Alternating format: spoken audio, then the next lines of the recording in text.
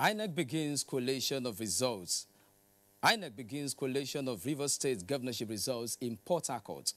President Muhammadu Buhari reinstates a resolve to ensure the best for the country. JAMB withdraws accreditation of 14 privately owned computer-based test centers from conducting the UTME. These are more on Panorama today, coming to you from the Lagos Network Center. I am Michael Olale. We'll be right back.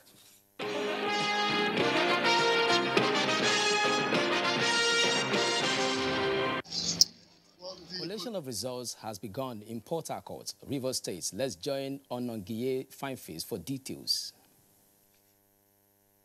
Well, the collation has already commenced here at the State INEC Collation Office in Rivers State. So far, 2 local government collation agents have given their results. The local governments include Falga, which has 20 votes and a total result totals of 485,238 votes. From the results declared for Falga so far, the Accord Party has 1,457 votes, AAC 11866, while the PDP has 40197.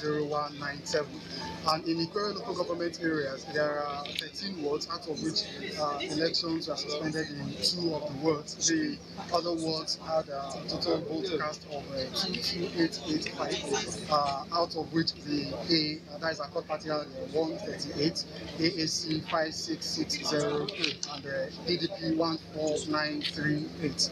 The collation has gone up for these 2 local government areas. The collation officer for the current local government, Dr. Imem Dennis, is still briefing the House about the incident at the 2 wards that the elections were cancelled. Other local government collation officers and AOs will be coming up shortly to give their own updates. That's the situation so far at the INEC office here in Port Harcourt. President Muhammadu Buhari is in Dakar, Senegal, ahead of today's inauguration of President Macky Sall for a second term in office. State House correspondent Adamu Sambo reports that the president arrived Le Port Senghor International Airport at about 9 o'clock Monday evening, local time. On hand to accord him a befitting reception was a high-powered Senegalese government delegation led by the re-elected President Macky Sall. Others include the Minister of Foreign Affairs, Nigeria's ambassador to Senegal, the National Security Advisor, the Director General of the National Intelligence Agency, and other senior government officials. President Buhari, who is the current chairman of ECOWAS, is expected to serve as special guest of honor at the Senegalese presidential inauguration ceremony, to be attended by other African leaders. The Nigerian leader is being accompanied by Governor Muhammad Abubakar of Bauchi, Nasir El-Rufai of Kaduna, and Umar Tanko Al-Makura of Nasarawa State. Senegal is the first country to be visited by President Muhammadu Buhari since the renewal of his mandate by majority of the vote cast in the last presidential election. His own inauguration is scheduled for the 29th of May this year. President Muhammadu Buhari has reinstated his resolve to put all his efforts towards ensuring the best for Nigeria and our citizens. This was while receiving on solidarity members of the Board of Trustees and Advisory Council of the Castina Foundation led by Justice Mama Nasir. State House correspondent Adamu Sambu has the reports. President Muhammadu Buhari said a purposeful leadership and vigorous pursuit of public good is the only way to reciprocate the massive show of support to the governing APC by the nation's majority. The president described his vote-seeking enterprise in all the states of the federation as an eye-opener, saying the crowds that welcomed his campaign train were more than anyone can possibly induce. He said that clearly demonstrated people's appreciation of the efforts by his administration so far at national salvation, and this will not be taken for granted.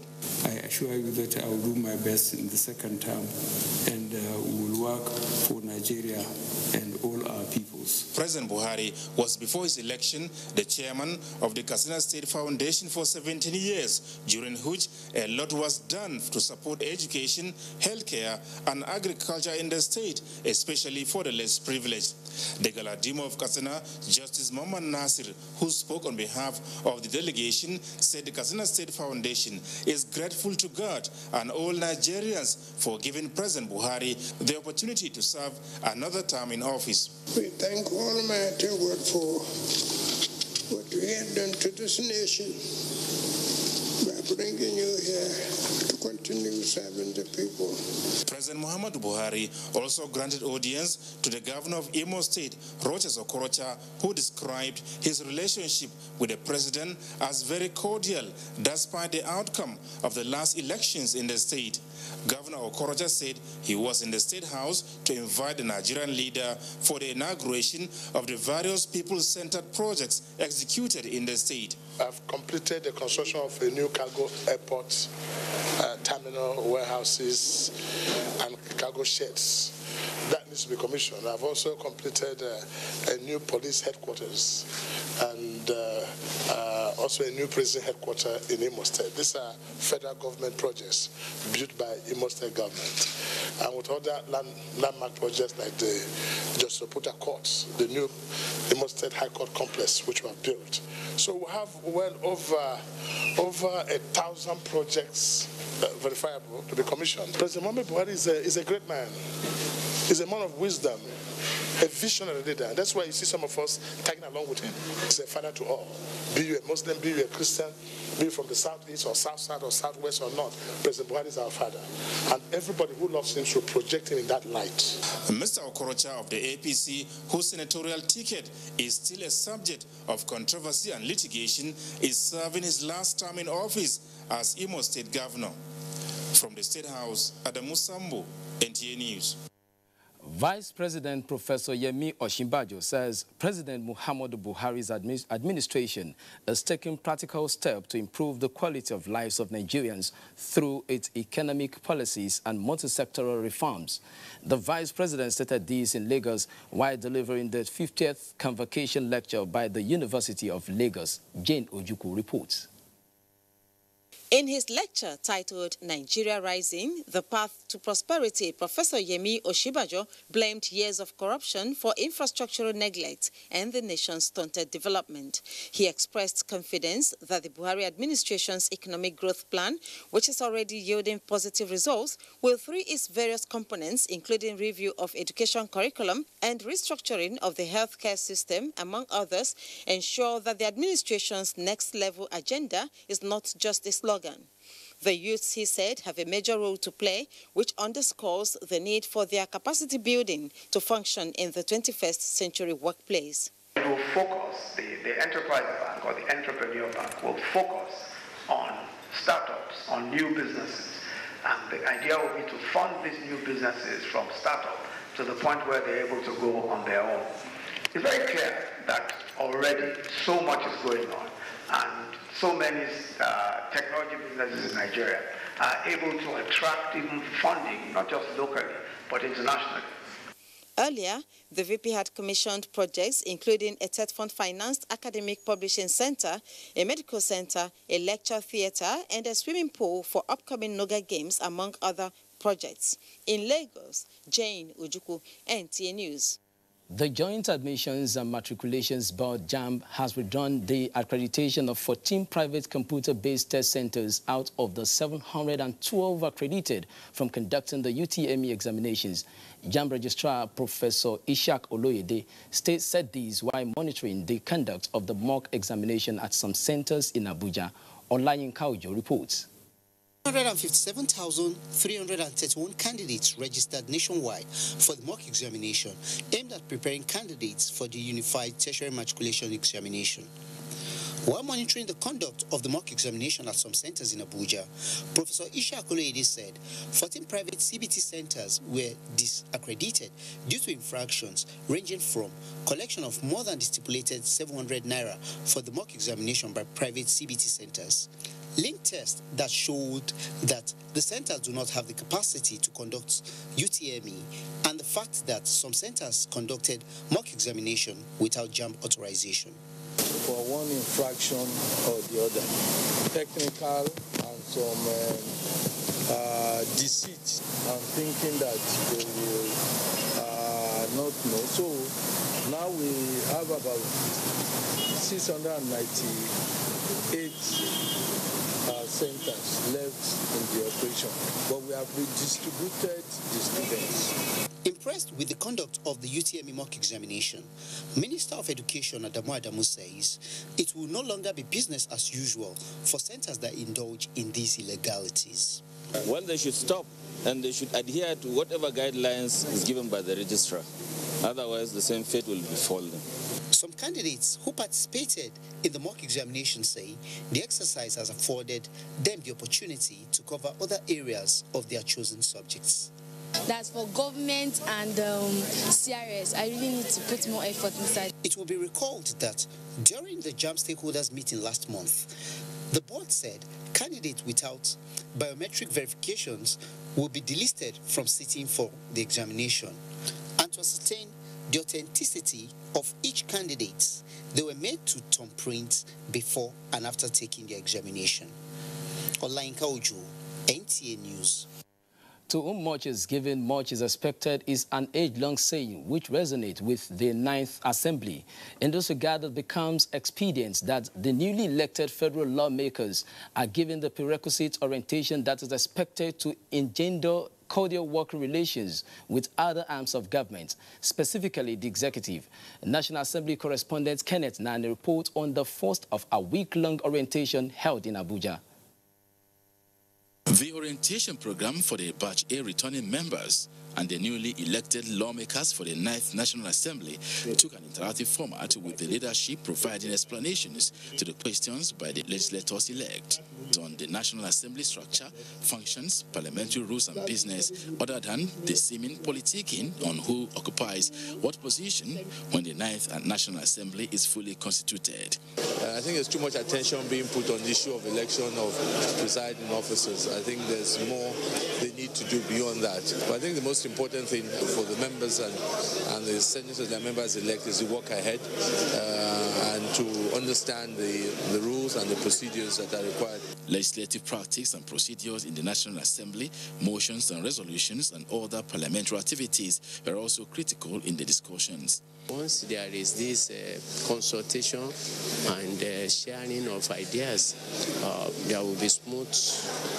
relationship between the executive and legislature. I believe that with these developments, at the end of the orientation, we will be better equipped and prepared to hit the ground running. At the end of the day, the dividends of democracy will be achieved for our teeming populace. My hope is that this 9th Assembly and the party as well will consider quota representation for women. The orientation exercise is a conscious effort by the National Assembly to enhance capacity of lawmakers towards legislative practice for the sustenance of Nigeria's democracy. In Abuja, Kenneth Nanim, NTA News. Nigeria has the required laboratory equipment to certify the standardization and quality of products before usage. Chairman Senate Committee on Industry, Senator Sam Egu, stated this while on oversight visit to SON Laboratory Office in Lagos. Abolade Salami reports. On arrival, the Senate Committee on Industry were conducted round the Standards Organization of Nigeria Laboratories to examine how checks are carried out on electrical materials to ascertain their level of proficiency before certification. Other laboratories visited by the Senate Committee witnessed some practical demonstration usually carried out on samples of products. Chairman of the committee, Sam Egu, after the tour of the complex, expressed satisfaction on the level of work with a call on the organization to maintain the standard. In the issue of standard, standard is something that you need to completely upscale at each time. So they need to be very versatile with issues concerning standard. This issue of keeping standards, I think SON also needs to market itself a lot more, not only within the confines of Nigeria, but in the whole West Africa. Director General Standards Organization of Nigeria, Osita Aboloma, assured the committee members that the focus of the labs, which include life-endangering items, as well as agri and allied products, will not be compromised. Like standard, it needs continual improvement. So our services and quality of our services should also continually improve to be better positioned to improve the life of Nigerians through standards. The DG, Standards Organization of Nigeria, also added that Nigeria has the biggest laboratory complex in sub-Saharan Africa, located in Ogba, Lagos. In Lagos, Abolade Salami, NTA News. Away from budget defense matters to the judiciary now, the suspended Chief Justice Walter Onoge has opened his defense in the alleged false declaration of assets at the Code of Conduct Tribunal. The defendants call as first witness at the day's sitting. Dele Atumbi reports.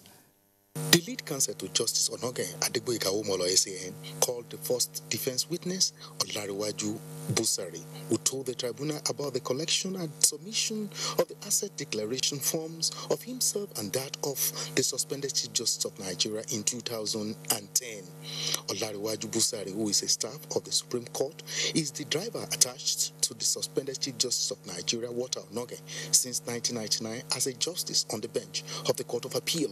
The defense counsel tendered in evidence the receipts of the payment for the asset declaration form, which the prosecution counsel Ali Umar SAN objected to on the ground that the receipt lacked revenue number, which made it inadmissible as the authenticity of the receipt was in doubt. Relying on relevant case laws and the Evidence Act, Defense Counsel Awomolo SAN countered the argument of the prosecution counsel on admissibility of a document in evidence.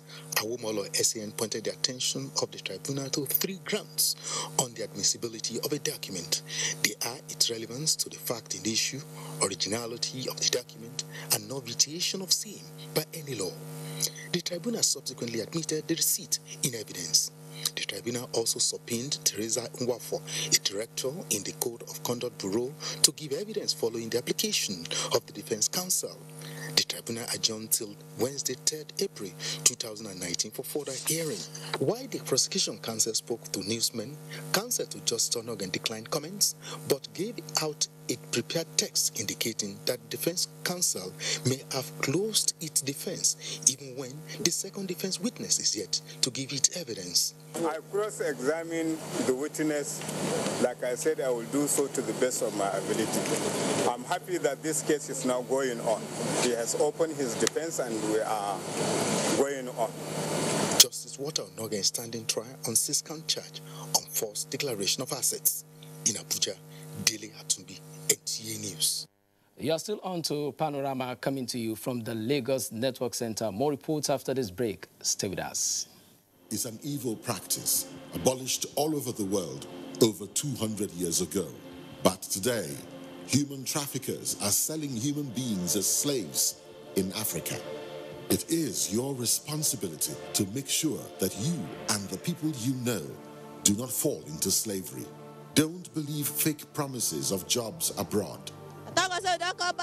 People went to say Libya, Italy. Italy no use you when they carry me on top water. 4 days now they lock me for inside house, no food, no water. I nearly die. Now God, when me heaven and earth, now save me. If you get 1 naira for Nigeria, you get junior 1, you say you no get papa, you no get mama, now make you come out. I beg go they do farm work. You better pass person when enter road. Don't accept to travel to Europe through the Sahara Desert. You may be walking into slavery. Don't be a slave. This is a public service announcement brought to you by NTA.